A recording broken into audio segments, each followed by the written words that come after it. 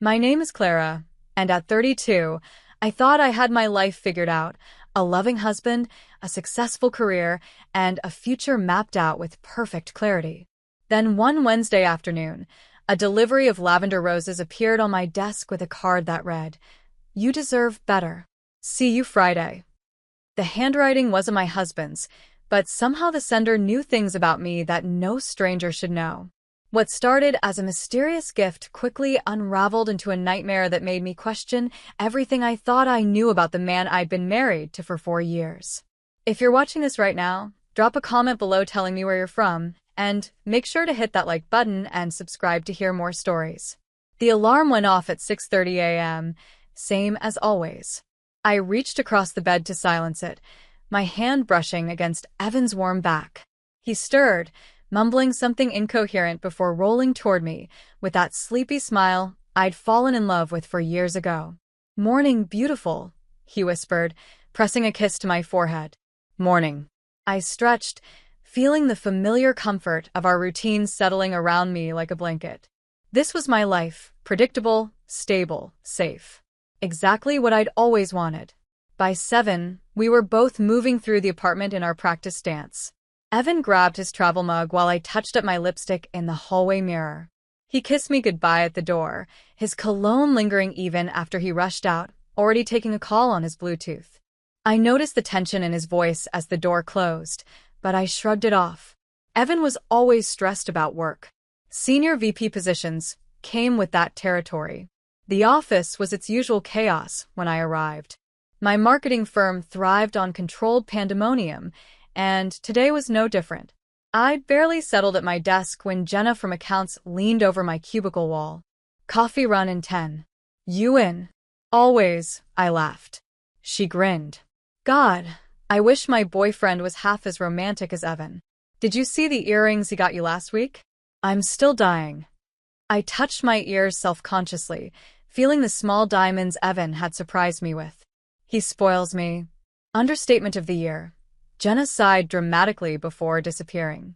The morning blurred by in a stream of emails and client calls. Around noon, I was deep in a campaign proposal when my desk phone rang. "Clara Bennett? You have a delivery at the front desk." I frowned. I wasn't expecting anything. Maybe Evan had sent lunch again? He'd done that last month after I mentioned craving Thai food. But when I reached the lobby, the receptionist handed me a white box, elegant, unmarked, tied with a silk ribbon the color of storm clouds. "No sender name?" I asked. She shook her head. "Courier just said it was for you. Someone's popular today." Back at my desk, I set the box down carefully. My fingers trembled slightly as I untied the ribbon. Ridiculous, really, but something about the anonymity felt strange. Inside, nestled in tissue paper, were lavender roses. Not purple, not violet, that specific shade of lavender that reminded me of twilight. My breath caught. Oh my God. Jenna appeared behind me. "Clara, those are gorgeous." Evan really outdid himself this time. But I couldn't speak. These weren't just any lavender roses. They were my favorite, a color I'd loved since childhood, since my grandmother's garden where flowers this exact shade grew wild along the fence. But I'd never mentioned it to Evan. Not once in 4 years. I barely posted about flowers online. How could he know? "There's a card," Jenna said, plucking the small envelope from between the stems. My hands felt cold as I opened it. The handwriting was neat, unfamiliar. "You deserve better. See you Friday." The words seemed to pulse on the paper. Cryptic, Jenna laughed. Very mysterious romantic vibes. What does Friday mean? "I don't know." My voice sounded distant to my own ears. She waggled her eyebrows. "Maybe he's planning something big. Anniversary coming up? Not for 2 months." I forced a smile as more coworkers gathered around, cooing over the flowers, making jokes about how I'd won the husband lottery. I nodded along, but my mind was spinning. After they dispersed, I lifted the roses carefully from the box to move them to my desk. That's when I saw it, a small photograph, face down at the bottom. I picked it up with fingers that suddenly wouldn't stay steady.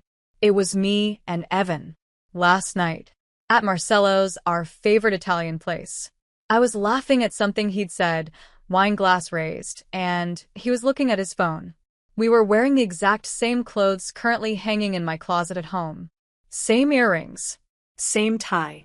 But we'd been alone. We'd specifically chosen the corner booth for privacy. And this angle, this was taken from across the restaurant, zoomed in, crystal clear. Someone had been watching us.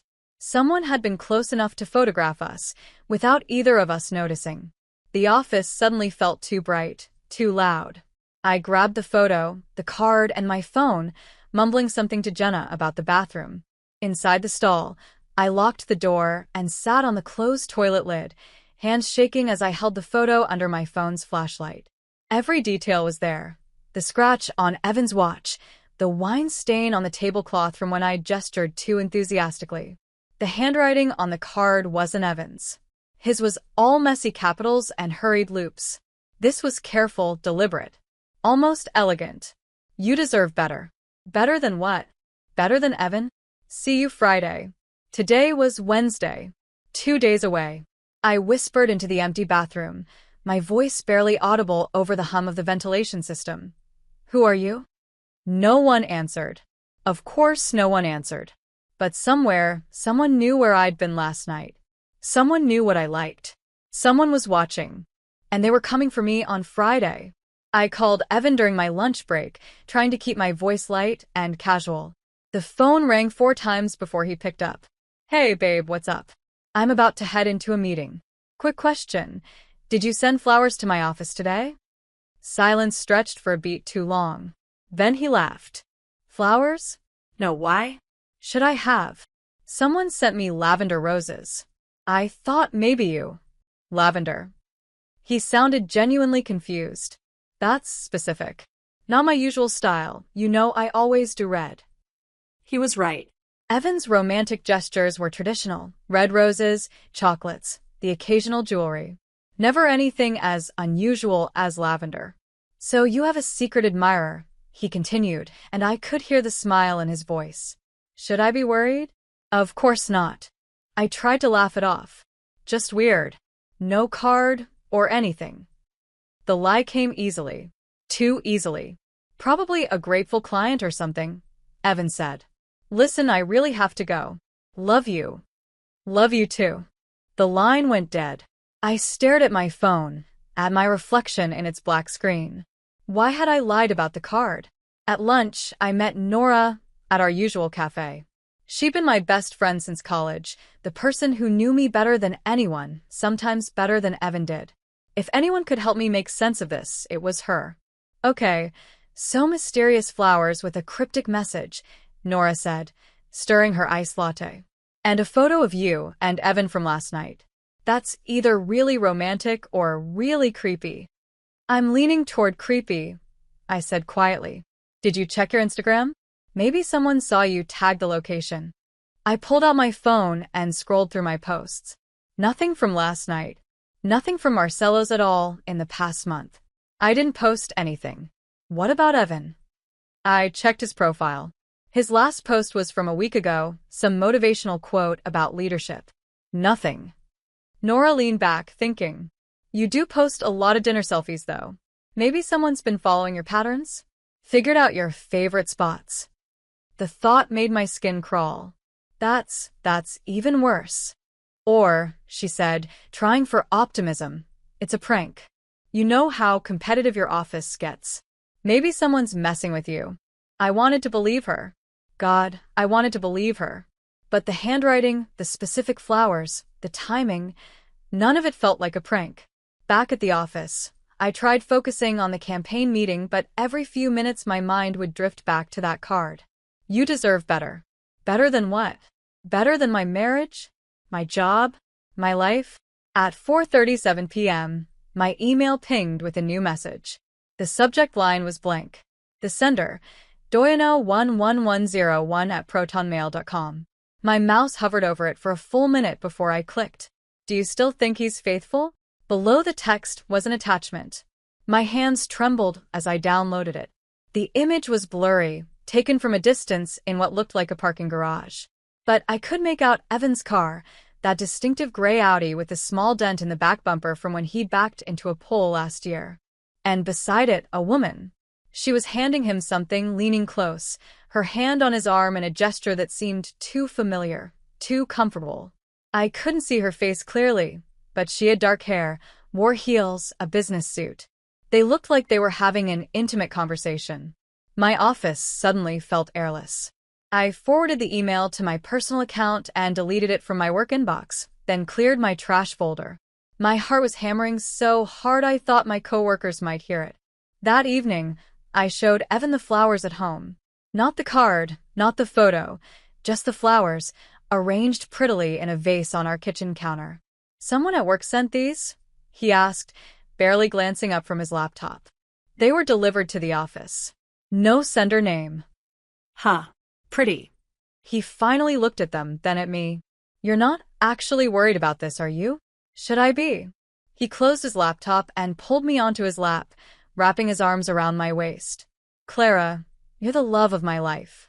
Some mystery flowers don't change that. Besides," he added with a grin, "I'd never use lavender roses. Too pretentious." I laughed despite myself, burying my face in his neck. He smelled like his cologne and coffee, familiar and safe. But then I mentioned it casually, testing. There was a card, too. Said, "See you Friday." I felt him stiffen beneath me. Just for a second, a barely perceptible tension in his shoulders before he relaxed again. "Weird," he said, his voice carefully neutral. "Maybe it's for a company event or something?" "Maybe," I echoed. But that night, I couldn't sleep. I lay beside Evan, listening to his steady breathing, and every time I closed my eyes I saw that parking garage photo. The woman's hand on his arm. His body language, relaxed and familiar. I dreamed I was back at Marcello's, sitting in our corner booth. But this time, when I looked across the restaurant, there was someone there, a figure obscured by lavender roses, watching me from the shadows. I tried to see their face, but every time I focused, the flowers multiplied, filling my vision until I couldn't breathe. I woke gasping at 3:47 a.m. Evan slept on, undisturbed.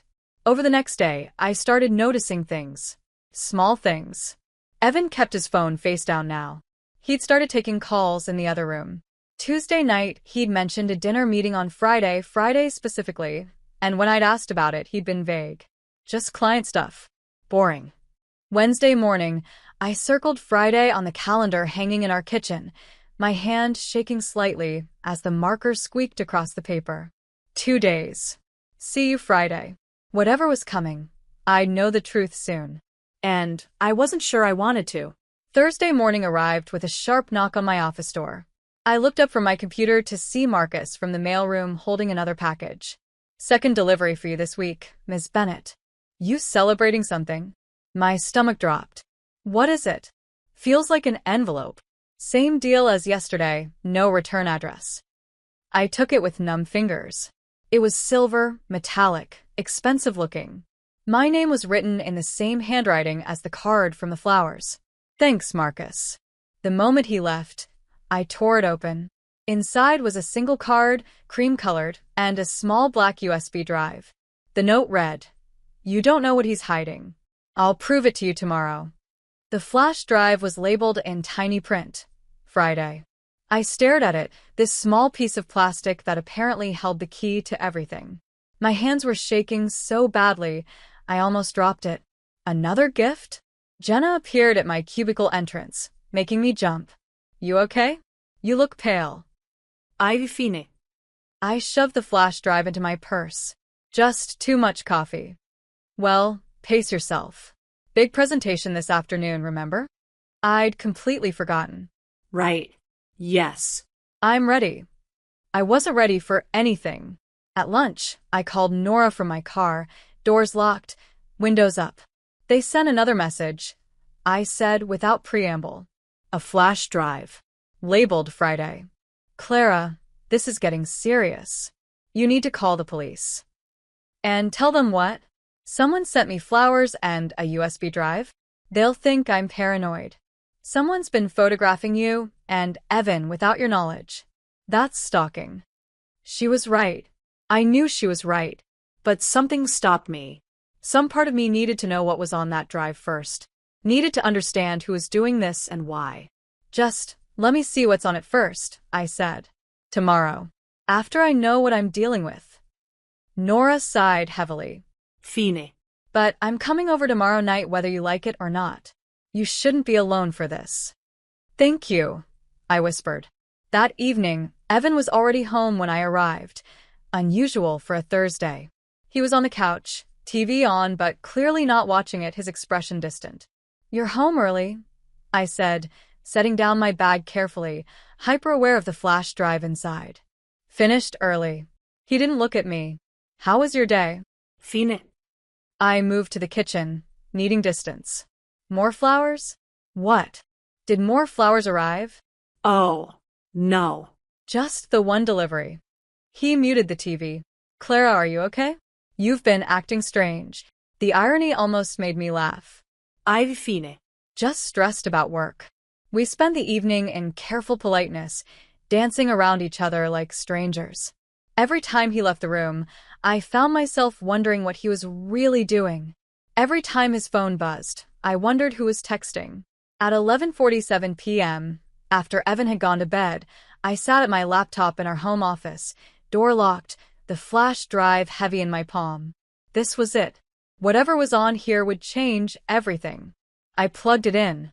The folder that opened was labeled Evidence and contained 16 image files, numbered sequentially. My cursor hovered over the first one. I clicked. It was Evan. Outside a hotel. The timestamp in the corner read 3 months ago, July 14th. With him was a woman, the same dark-haired woman from the parking garage photo. They were laughing, his hand on her lower back in a way that spoke of intimacy. I clicked the next image. Different day, August 2nd. Same woman. They were having coffee, leaning close across a small table. Next image.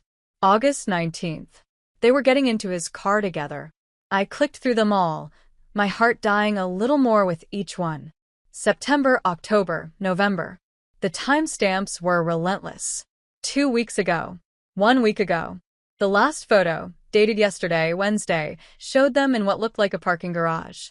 The same photo from the email, but clearer now. I could see his face better, see the way he smiled at her. But it was the final image that destroyed me. It was a clear shot, taken from perhaps 50 feet away, with a zoom lens. The woman's face, finally visible in full. It was Nora, my best friend, my confidant. The person I'd called this afternoon, the person who'd told me to go to the police, who'd promised to come over tomorrow. Nora. And Evan. For months. The laptop screen blurred as tears filled my eyes.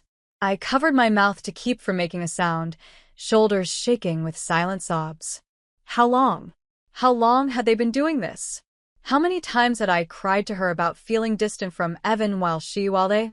My phone buzzed on the desk, making me jump. A new email. From the same anonymous address. Tomorrow 8 p.m. Berkshire Cafe. I'll tell you everything. Come alone.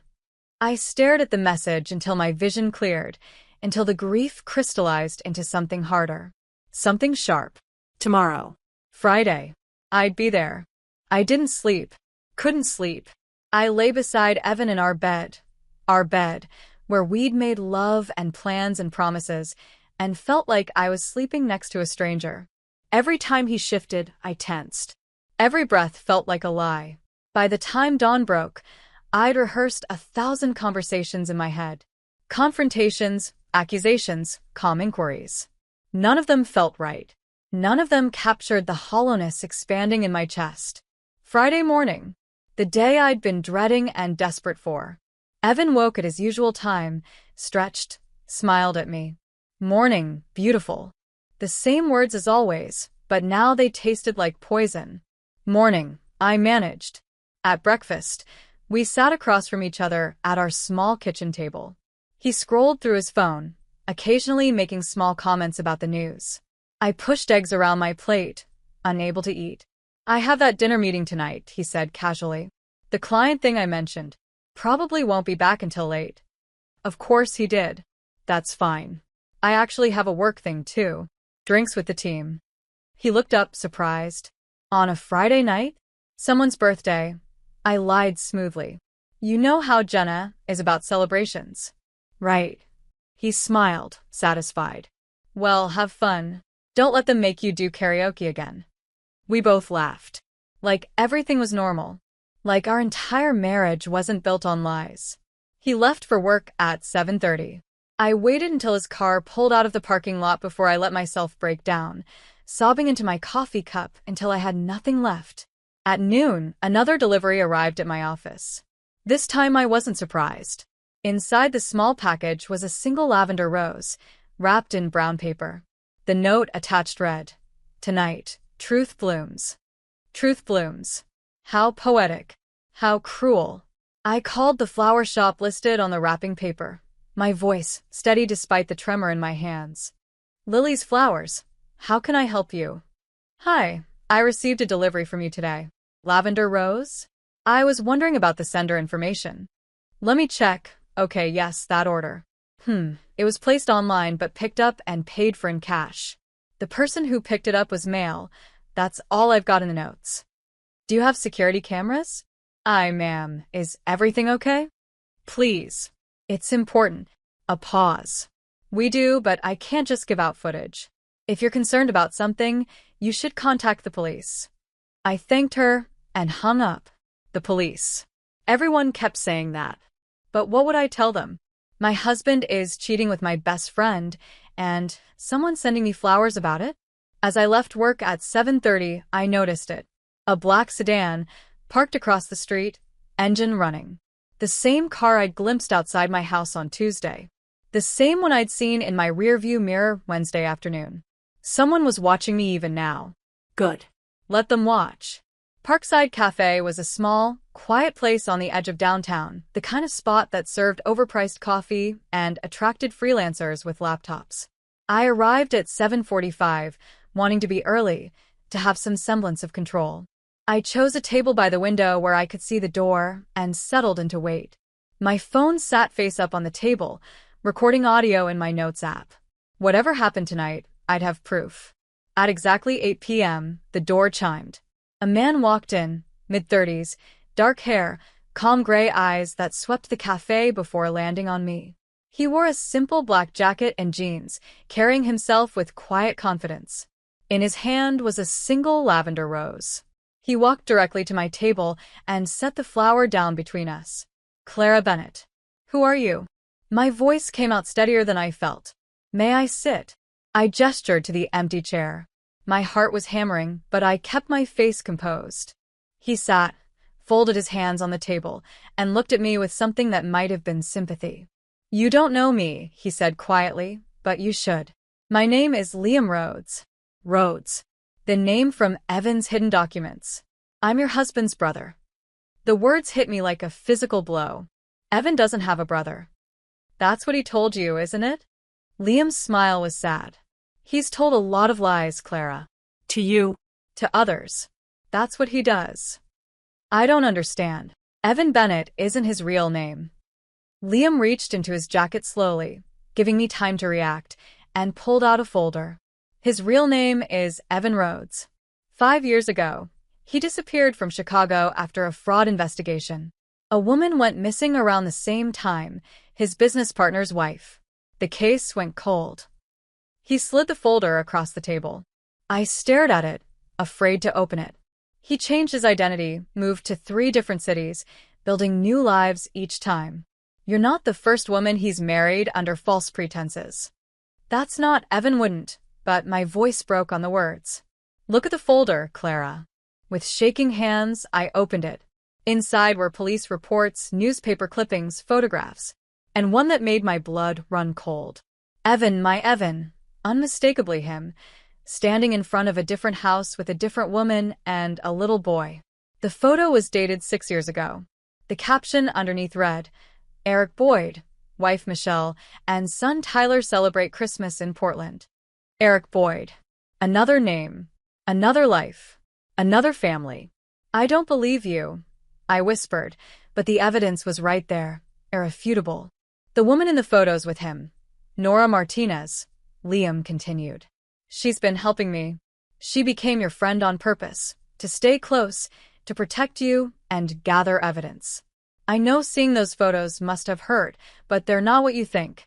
She's never betrayed you. My mind spun.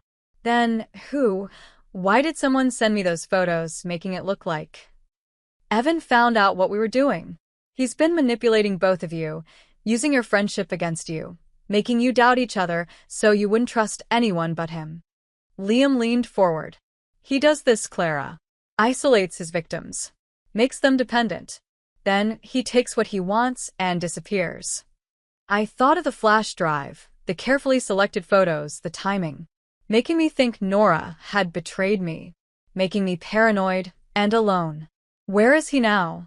I asked. Liam checked his watch. According to his calendar, he should be at a restaurant downtown. With another woman, his next target most likely. That's his pattern. He sets up the next life before abandoning the current one. Before I could respond, before I could process any of this, Liam's phone buzzed. He glanced at it, and his expression changed. We need to leave. Now. What? Why? He's not at the restaurant. Liam stood quickly. His car's GPS, it's here. He's coming here. My blood turned to ice. How is that possible? How did he know? But I knew. Somehow he'd known all along. Liam grabbed my arm gently but firmly. Clara, listen to me carefully. Do you trust me? I looked at this stranger.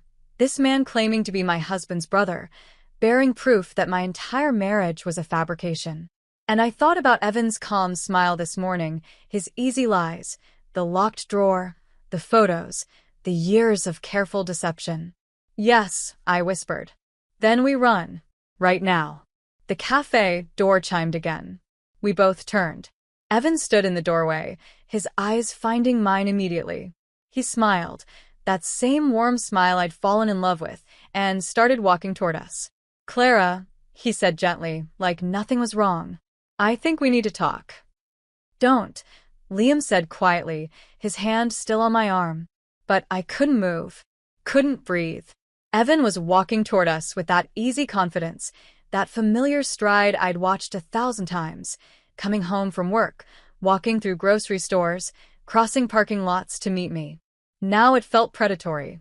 Clara, sweetheart, Evan said, stopping a few feet from our table. His eyes flicked to Liam, then back to me. Who's your friend? Someone who knows who you really are.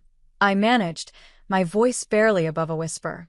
Evan's expression didn't change, but something shifted in his eyes. A calculation. I think there's been a misunderstanding. Why don't we go home and talk about this? I'm not going anywhere with you. Clara. Is your name even Evan? The words came out stronger now, anger cutting through the fear. Or is it Eric? Nathan? How many names do you have? For the first time, his mask cracked. Just slightly. A tightness around his mouth. A coldness entering those eyes I'd once thought were filled with love. We should go, Liam repeated urgently. Now. He was right. But my legs wouldn't cooperate. For years of my life, for years of believing in something that was never real, had rooted me to this spot. Evan took another step forward. Clara, I can explain everything. But not here. Not like this. Then how? My voice broke. How do you explain the lies? The other families? The woman who disappeared? His jaw clenched. For a moment, I thought he might lunge forward, might drop the pretense entirely. But then he seemed to collect himself, his features smoothing back into that concerned husband expression. 1 hour, he said softly. Give me 1 hour to explain. Then, if you still want to leave, I won't stop you. It was Liam who made the decision for me. He pulled me firmly toward the back exit, and this time my feet moved. I heard Evan call my name, but we were already pushing through the door into the alley behind the cafe. My car's 2 blocks north, Liam said, breaking into a run. I ran too, my heels clicking on the pavement, my purse banging against my hip. Behind us, I heard the cafe door slam open again. We reached Liam's car, a nondescript gray sedan, and threw ourselves inside. He started the engine before I even had my seatbelt on, pulling into traffic with a screech of tires. I twisted in my seat, looking back. Evan stood in the street, illuminated by a streetlight, watching us drive away. He didn't chase us, didn't run, just stood there with his hands in his pockets, calm as ever. That somehow terrified me more than anything. "Where are we going?" I asked. "Somewhere safe. Somewhere he won't think to look." Liam's knuckles were white on the steering wheel. "I'm sorry you had to find out this way. How long have you been following him?" "Following me?" 3 months. Since we tracked him to the city. He glanced at me. "I know this is a lot to process." "A lot." I laughed, high and sharp. "My entire marriage is a lie. My husband has multiple identities. My best friend has been spying on me." "To protect you," Liam interrupted. "Nora's been trying to keep you safe while we built a case. Those photos you saw were from her surveillance work. She was documenting his movements, not sleeping with him." I wanted to believe him. God, I wanted to believe at least one person in my life hadn't betrayed me. But trust felt like a luxury I couldn't afford anymore. We drove in silence for 20 minutes, taking random turns, clearly trying to lose anyone who might be following. Finally, Liam pulled into the parking lot of a cheap motel on the outskirts of the city. "Wait here," he said, getting out. Through the windshield, I watched him talk to the clerk, exchange cash for a key. The neon sign flickered above us. Vacancy. How appropriate. I felt vacant. Hollowed out. Liam returned and led me to room 17 on the second floor. Inside was exactly what you'd expect. 2 double beds with scratchy-looking comforters, a bathroom that had seen better days, and the faint smell of cigarettes despite the "No smoking" sign. "It's not much," Liam said, "but it's safe. Paid in cash, no ID required." I sank onto the bed closest to the door, still clutching my purse. Inside was my phone, my wallet, my keys to a home I couldn't return to. My entire life reduced to the contents of a handbag. "I need to call Nora," I said. Liam hesitated. "Your phone. Evan might have tracking software on it. A lot of them do." "Of course he does," I said bitterly. But I called her anyway, because if there was even a chance Liam was telling the truth about her, I needed to know. She answered on the first ring. "Clara? Oh my God, Clara. Where are you? Are you safe? Did you sleep with my husband?" I asked directly. A beat of shocked silence. "What? No." "Clara, who told you?" "Someone sent me photos. You and Evan. Dozens of them. Looking very cozy." "Those were surveillance photos," Nora said urgently. "I've been helping document his activities. I was going to tell you everything, but we needed more evidence first. I swear to you, nothing happened between us. He's a monster, Clara. We've been trying to protect you." I closed my eyes. "Why didn't you just tell me? Would you have believed me? 3 months ago, if I told you your husband was a con artist with multiple identities, would you have listened? Or would you have thought I was crazy? Jealous?" She was right. I would have chosen Evan. I would have chosen the lie. "Where are you?" Nora asked. "Let me come to you." "No," Liam said sharply, loud enough for her to hear through the phone. "Evan might be watching you. If you lead him to her." "I'm careful," Nora snapped back. "I've been doing this longer than you have, Rhodes." "Both of you stop," I said, exhausted. "I can't. I just need a minute to think." "Clara, listen to me." Nora's voice softened. "I know you're scared and confused, But you need to stay away from him. don't go back to that apartment. Don't go anywhere he'd expect. He's dangerous." "How dangerous?" I whispered. The silence on the other end told me everything. "The woman who disappeared in Chicago," I said. "What happened to her?" "They never found her body," Nora said quietly. "But her bank accounts were drained the day before she vanished. And Evan, or whatever he was calling himself then, disappeared the same day." My stomach lurched. I'd been sleeping next to this man. I'd trusted him with everything. "I have to go," I said. "I'll call you tomorrow." I hung up before she could argue. Liam was watching me carefully. "You should get some rest. Tomorrow we'll figure out next steps." "Next steps," I repeated numbly. "Like what?" Divorce? "Witness protection? How do you divorce someone who doesn't technically exist?" "One thing at a time." He moved toward the door. I'm in room 19, right next door. Lock this behind me. Don't open it for anyone but me. After he left, I engaged the deadbolt, the chain lock, and pushed the chair under the door handle for good measure. Then I sat on the bed and finally let myself fall apart. I cried until my throat was raw, until no more tears would come. I cried for the woman I'd been that morning. Naive, trusting, married to a man I thought I knew. I cried for the future we'd planned, kids, a house in the suburbs, growing old together. All of its smoke and mirrors. Sometime after midnight, I fell into a fitless sleep, still fully clothed, my phone clutched in my hand like a lifeline. I dreamed of lavender roses growing from the floor of our apartment, their stems wrapping around my ankles, pulling me down into darkness, while Evan watched from the doorway, smiling. Morning came too soon, and not soon enough. I woke to sunlight streaming through the cheap motel curtains, disoriented and aching.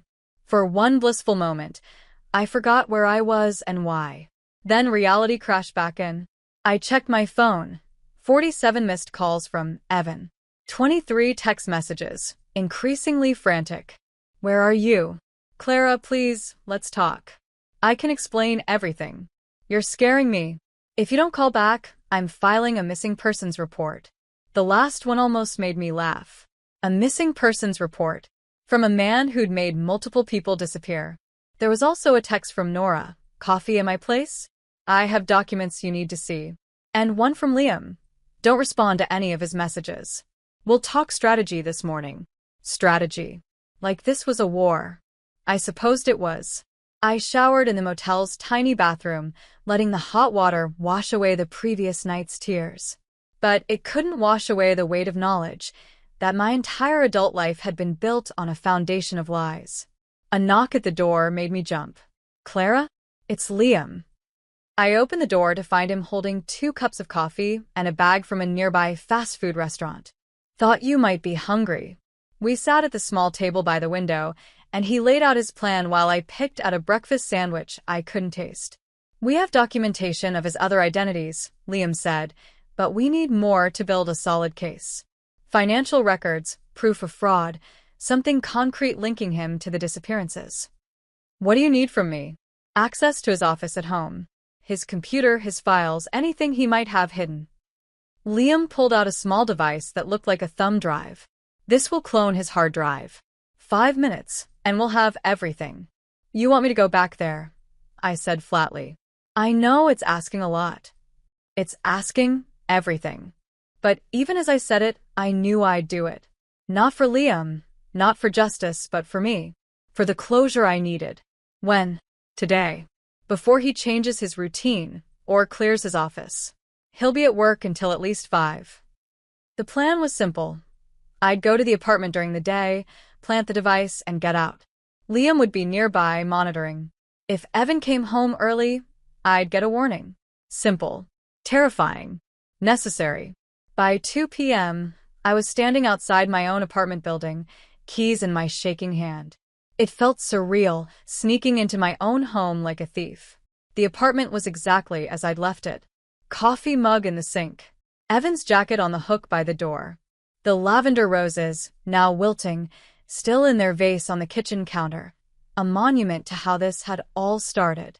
I moved quickly to Evan's office, a small room he'd claimed for work calls and late-night emails. The locked drawer I'd found earlier was still locked. I used a letter opener to jimmy it, my hand steadier than I expected. Inside were the documents I'd seen before, papers with the name Evan Rhodes, old IDs, a passport with his photo but a different name entirely, Nathan Cole. And beneath those a small black notebook. I opened it, and my blood ran cold. Pages and pages of notes. Names of women. Dates. Cities. Dollar amounts written beside each name. $45K, $78,000, $120,000. They were all listed like inventory, like transactions. Near the end, my name, Clara Bennett, EST $95,000 available. Liquidate by Q1. I was a mark, a target, a number in his ledger. The room spun. I braced myself against the desk, fighting the urge to vomit. My phone buzzed. Liam. Everything okay? You've been in there 15 minutes. I photographed every page of the notebook, downloaded the cloning software to Evan's computer, and grabbed the passport and notebook as physical evidence. Then I did something impulsive, something I knew I shouldn't. I called Evan. He answered immediately. Clara, where have you been? I've been worried sick. I'm at the apartment, I said, my voice surprisingly steady. You need to come home. A pause. You're home? That's great. I'll leave work right now. No. Not yet. I sat in his desk chair, surrounded by the evidence of his lies. First, I want you to explain something to me. Who is Nathan Cole? Silence stretched between us like a wire pulled taut. Clara. Who is Nathan Cole? Where did you hear that name? His voice had changed. No more concerned husband. This was someone else entirely. I'm looking at his passport right now. Your face, his name. Along with Eric Boyd's ID, Evan Rhodes' birth certificate, and a very interesting notebook. You want to tell me about the notebook, Evan? About the $95,000 you estimated you could steal from me? It's not what you think. Then what is it? I was yelling now, weeks of fear and confusion boiling over. Explain it to me. Explain the other families.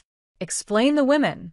Explain why my entire marriage is a fucking transaction in your ledger. I never wanted to hurt you, he said quietly. That's the truth. The truth? You wouldn't know the truth if it hit you in the face. I'm coming home, he said. We'll talk about this face to face. Fine. Come home. I'll be here. I hung up and immediately texted Liam. He's coming. Now. Liam's response was instant, get out. That wasn't the plan. But I didn't want to run anymore. I wanted answers. I wanted to look him in the eye and ask him why. Why me? Why any of us? I heard his car pull up 15 minutes later. Heard his footsteps on the stairs, his key in the lock. Part of me wanted to run. The smarter part of me. But I stayed seated at his desk, the notebook open in front of me. Evan entered his office and stopped in the doorway. We stared at each other across the small room, and I saw a stranger. How had I ever thought I knew this man? Clara, he started. Is that even your real name? Evan. He ran a hand through his hair, a gesture I'd seen 1,000 times when he was stressed. It's one of them. How comforting. I stood, picking up the notebook. Did you ever love me? Or was I always just a number to you? I cared about you, he said, stepping into the room. More than the others. That's why I've stayed as long as I did. How noble. My laugh was bitter. You stayed an extra year before ruining my life. I should be grateful. This isn't who I wanted to be, Evan said, and for a moment, he almost sounded genuine. I got in too deep. Made mistakes. Then I had to keep running, keep reinventing. It became a pattern I couldn't break. You could have stopped. You could have chosen differently. Could I? He moved closer. When you're this far in, there's no going back. No clean exit. Just forward. Always forward. And what about the woman in Chicago? The one who disappeared? Did she also not get a clean exit? His expression hardened. That's complicated. I'm sure it is. I held up the notebook. I'm keeping this. And the passport. And every piece of evidence in this drawer. I'm going to the police. Clara, don't. Not a threat. A plea. You do that and my life is over. Your life? I stepped toward him, shaking with rage. Your life? What about mine? What about all the women you conned? What about their lives? I never hurt anyone physically, he said, as if that made it better. You destroyed people. You made them doubt reality, doubt themselves. You took their money, their trust, their futures. How is that not hurting them? We stood 3 feet apart, and I could see the calculation in his eyes. He was weighing his options, deciding whether to try to convince me, control me, or simply take what he needed and run. What happens now? He asked quietly. Now. I clutched the notebook tighter. Now you're going to tell me everything. Every name, every city, every victim. And then I'm walking out that door, and you're going to let me. And if I don't, my phone was recording audio in my pocket. Liam was listening from his car outside. I wasn't as alone as Evan thought. Then I scream, I said simply. And every neighbor in this building will hear what a monster you are. For a long moment, we just stared at each other. Then, slowly, Evan sank into the chair I'd vacated, defeated. Chicago first? He asked wearily. Or should I start from the beginning? The beginning, I said. Tell me everything. And he did. Evan's real name was David Reeves. At least, that's what his birth certificate said. Everything else was a construction, a carefully built facade designed to hide a man who'd been running since he was 23. I started with credit card fraud, he said, staring at his hands. Small stuff. Then identity theft. It was easy money, and I was good at it. But you can't stay in that world without making enemies. So you reinvented yourself, I said, still standing, refusing to get comfortable. Eric Boyd first. Portland.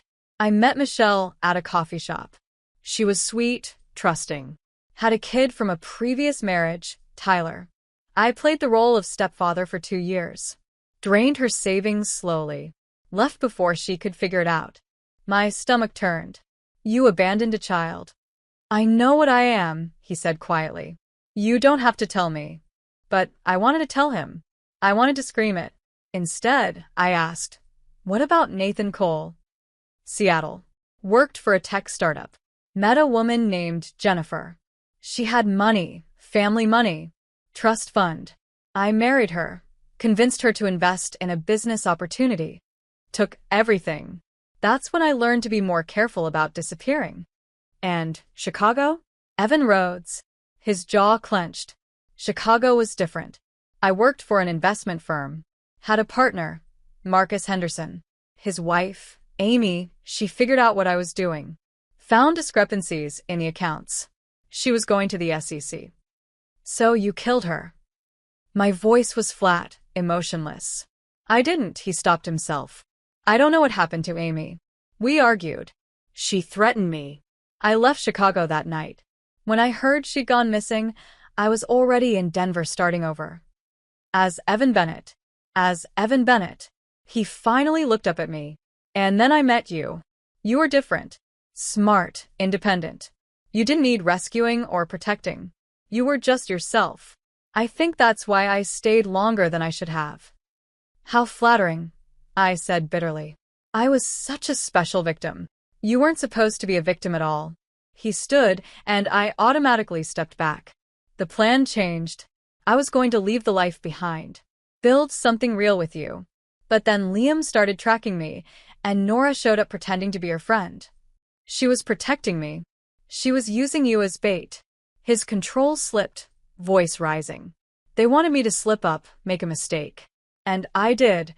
I cared about you too much to just disappear like I should have. So this is everyone else's fault. I laughed incredulously. Poor Evan, forced to con women because a PI was tracking him. I'm trying to explain. You're trying to manipulate me. Still. Even now. I shook my head. Did you ever tell me a true thing? Anything real? He was quiet for a long moment. Then, I do love lavender.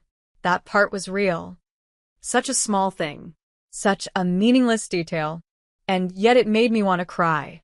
Before I could respond, my phone buzzed in my pocket. A text from Liam. Police 2 minutes out. You need to leave. Now. The police are coming, I said. Evan's expression shifted from resignation to panic in a heartbeat. You called them? Liam did. While you were confessing. I held up my phone. I've been recording everything. For the first time, I saw genuine fear in his eyes. Not calculated emotion, real fear. He moved toward me, and I backed up quickly. Clara, please. Give me an hour. Just 1 hour head start. Like you gave Amy Henderson? I didn't kill her. His voice cracked. I'm not a murderer. I'm not. I never hurt anyone physically. Just emotionally. Just financially. Just destroyed their ability to trust anyone ever again. I reached the door. Put my hand on the knob. Stay here. Face what you've done. I'll go to prison for the rest of my life. Good. I walked out. Behind me, I heard him call my name one last time, but I didn't turn around. I walked down the stairs, out of the building, into the bright afternoon sunlight where Liam waited beside his car. You okay? He asked. No, I said honestly. But I will be. Police cars pulled up moments later, lights flashing. I watched from across the street as they entered the building. Watched as they brought Evan out in handcuffs 15 minutes later. He scanned the crowd and found me, and our eyes locked for just a moment. I saw no remorse there. No apology. Just a kind of cold acceptance, like he'd always known this day would come. Then they put him in the car, and he was gone. 3 weeks later, I sat in Nora's apartment, the one place that had started to feel safe again, sorting through the documents Liam had compiled.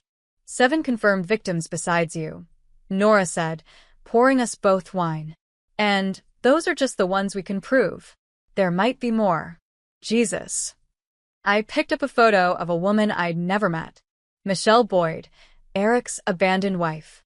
She looked happy in the picture, holding her son Tyler's hand. Has anyone contacted them? The FBI is reaching out. They'll need statements for the trial. Nora sat beside me. I know this is hard, but you did the right thing. Did I? Sometimes I wonder if I should have just let him run. Let him be someone else's problem. And leave all these women without closure? Without justice. Nora shook her head. You're stronger than you think, Clara. Was I? I didn't feel strong. I felt hollow. Exhausted. Some mornings I still woke up reaching for Evan before remembering he was never real to begin with. My phone buzzed with a call from an unknown number. I almost didn't answer, but something made me pick up. Clara Bennett? A woman's voice, older, measured. Yes, my name is Marissa Chen. I believe we have something in common. The name wasn't familiar. I'm sorry, do I know you? No. But you knew the man calling himself Evan Bennett. I knew him as Daniel Reeves. A pause. He was my husband 11 years ago. My breath caught. I thought David Reeves was his real name? It might be. Or it might be another lie. With him, you never knew. Her voice was kind but weathered. I wanted to call and say thank you for stopping him, for being brave enough to turn him in. I'm not brave, I whispered. I'm just tired. I know. Believe me, I know. I heard her take a breath. It took me 2 years to recover from what he did. To trust anyone again. To look at my bank account without panicking. But I did recover, Clara. And you will too. We talked for an hour.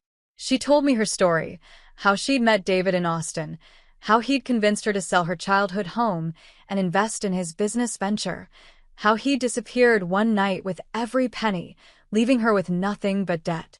I tried to find him, Marissa said. Hired investigators, filed reports. But he was a ghost. I'd started to think I'd never get any kind of justice. I'm sorry you went through that. Don't be sorry. Be angry. Use it.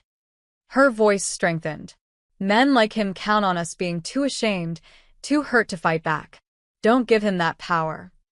After we hung up, I felt something shift inside me.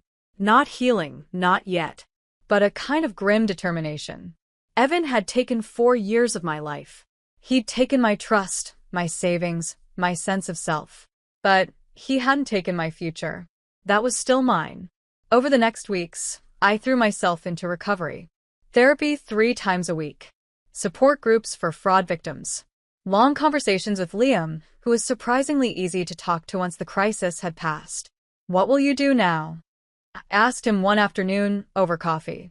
Now that you've caught your man? Move on to the next case, he said. There's always someone else running. Someone else leaving victims behind. Don't you ever get tired of chasing ghosts? Sometimes. He smiled slightly. But then I meet someone like you. Someone who chose to fight back. And it makes it worth it. I learned that Nora really had been trying to protect me. That every coffee date, every sympathetic conversation, she'd been gathering information and watching for signs I was in danger. It took time, but slowly, I forgave her for the deception. She'd been trying to save me when I couldn't save myself. The trial was scheduled for 6 months out. I'd have to testify. Face Evan, David, whatever his name was, in court and recount how thoroughly he'd fooled me. The thought terrified me. But Marissa's words echoed. Use it. Don't give him that power. 8 weeks after Evan's arrest, I moved into a new apartment. Smaller than the one we'd shared, but it was mine. All mine. No hidden drawers, no locked safes, no secrets in the walls. I was unpacking boxes when a knock came at the door. The delivery man handed me a package with no return address, and my hands shook as I opened it. Inside was a single lavender rose. Fresh, perfect, impossibly beautiful. Beneath it, a card in familiar handwriting. Love deserves a second chance. See you soon. The world tilted. I stumbled backward, the rose falling from my hands. It wasn't possible. Evan was in prison. He had no way to send flowers. No way to reach me. I'd changed my address, my phone number. I'd been so careful. I grabbed my phone and called Liam, fingers fumbling over the screen. He's in custody, Liam said immediately when I told him. I just confirmed it 20 minutes ago. He's where he's supposed to be. Then who sent this? My voice was rising. Who knows where I live? Who? Clara, listen to me. It might be a copycat. Someone who heard about the case. Or it could be a knock at my door. I froze, phone pressed to my ear. Someone's here. Don't open it, Liam said sharply. I'm 10 minutes away. Don't open that door. The knock came again. Louder this time. I moved toward the door like I was walking through water. Everything felt slow, surreal. This couldn't be happening. Not again. Not now. Clara? Liam's voice was distant. Are you there? Answer me. I looked through the peephole. A man stood in the hallway. Dark hair. Familiar build. But his face was angled away, looking down the hall. I can see someone, I whispered. I can't see his face. Is it him? Is it Evan? I don't know. I can't. The man turned. It wasn't Evan. It was someone I'd never seen before. Young, maybe mid-20s, wearing a delivery uniform. He held a clipboard. Miss Bennett, he called through the door. I have a delivery confirmation I need you to sign. Clara, don't open it, Liam repeated. But something made me look closer. The man's eyes were wrong, nervous, darting. His hand on the clipboard was shaking. Who sent you? I called through the door. Just need a signature, ma'am. Who? Sent. You. He looked directly at the peephole then, and I saw real fear in his eyes. Please, ma'am. He said if I didn't deliver it, his voice broke. My blood ran cold. He who? I don't know his name. He just paid me, gave me the flower and the address and said. He swallowed hard. He said to tell you he keeps his promises, that he'll always find you. The hallway swam. This wasn't over. Maybe it would never be over. Clara? Talk to me. Liam's voice was sharp with panic. He's not alone, I said softly. Evan's not working alone. There's someone else. The delivery man set something down in front of my door and backed away quickly. I'm sorry, he said. I'm so sorry. Then he ran. I heard his footsteps echoing down the stairs, heard the building door slam. Silence settled around me like a shroud. I'm 2 minutes away, Liam said. Don't touch anything. Just wait. But I couldn't wait. I had to know. Had to see. I opened the door carefully, keeping the chain lock engaged. On my doormat sat another box. White. Elegant. Tied with a silk ribbon. Inside, I knew, would be more lavender roses. More messages. More threats disguised as romance. Because this was never about Evan. It was about a pattern. A system. Maybe multiple men, working together. Sharing victims. Teaching each other their tricks. How many of them were there? How many Davids and Erics and Nathans, moving through cities like shadows, leaving broken lives in their wake? I closed the door and locked every lock, then stood with my back against it, breathing hard. Liam arrived moments later. Through the peephole, I watched him photograph the box, bag it as evidence, his face grim. When I finally let him in, he took one look at me and said, "We're going to figure this out. I promise." But promises meant nothing anymore. That night, alone in my new apartment that suddenly didn't feel safe at all, I sat on my bed and stared at my phone. At the recording of Evan's confession. At the photos of all his victims. At the evidence we'd gathered so carefully. And I realized something. This wasn't the end of the story. It was just the beginning. Somewhere out there, someone else was planning, watching, waiting.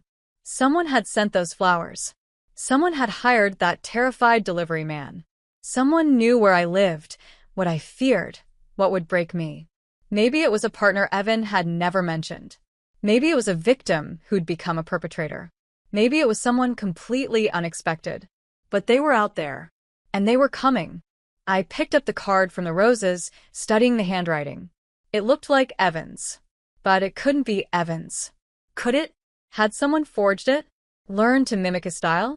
Or had he somehow found a way to reach me even from behind bars? Love deserves a second chance. See you soon. My hands were shaking. My breath was coming too fast. But underneath the fear, something else was building. Something harder. Sharper. I was done being a victim. If they wanted to come for me, let them come. This time, I'd be ready. I picked up my phone and called Liam back. "Tell me everything," I said. "Every case you've worked. Every pattern you've noticed. Every way these men operate. I want to know it all." "Clara." "I'm not running anymore," I said firmly. "I'm not hiding. If there's someone out there, I'm going to find them first. Before they can hurt anyone else." "You can't. Watch me." I hung up and stared at the lavender roses sitting in the box on my kitchen counter. They were beautiful in a way. Delicate. Perfect. But beauty could hide poison. And I was done being fooled. Tomorrow, I'd start digging. I'd contact every victim we'd found. I'd trace every alias. Every city, every pattern. I'd become the hunter instead of the hunted. Because whoever was out there, whoever thought they could terrorize me with flowers and threatening notes, they'd made one critical mistake. They'd underestimated me. A knock sounded at my door. I froze. It was past midnight. Liam had left an hour ago. No one else should know where I was. The knock came again. 3 times. Deliberate. I grabbed my phone, ready to call 911, and moved slowly toward the door. Through the peephole, the hallway was empty. But on my doormat sat one more rose. Just one.